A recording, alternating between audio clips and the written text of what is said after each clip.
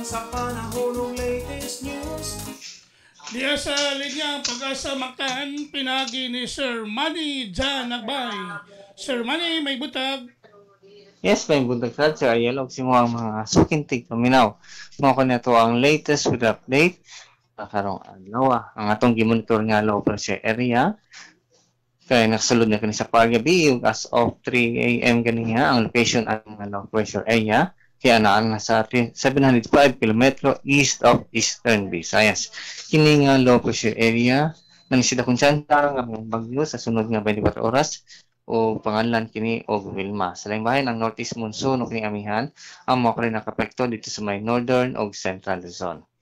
Ug para sa tuwang pasubad na kondisyon, kasunod 24 oras ang tibok Metro Cebu, lakip na ang tibok probinsya Sugbo, kay makaslati og panagsama panganuron sa samdag umon nga kagitan nga mga katag-katag na pulan og mga pandugilat labi na sa hapon o gabi gumikan aning localized thunderstorm. So posible gyapon ang mga flash flood labi na sa mga duolog sapa o mga low-lying areas o mga urban flooding din sa Metro Cebu o mga landslide sa mga mountain barangays.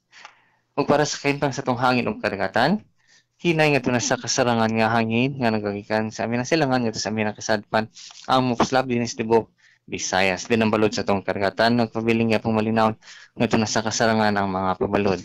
Dinhi sa Sugbo nga dagat ni hunas kini alas 4:43 sa kadlawon ug motaob kini karon alas 11:18 sa buntag. Temperatura sa Sugbo karong adlaw posible mabot sa 26 ngadto sa 31 degrees sentigado.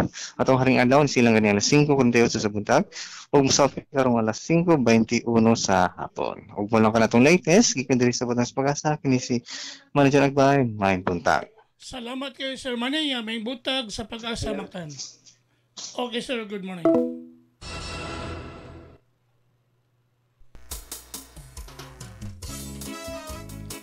Inyo gadabati ang atong dagan sa kahimtang sa panahon nining adlawng Huwebes pizza 4 bulan sa Disyembre tuig 2025.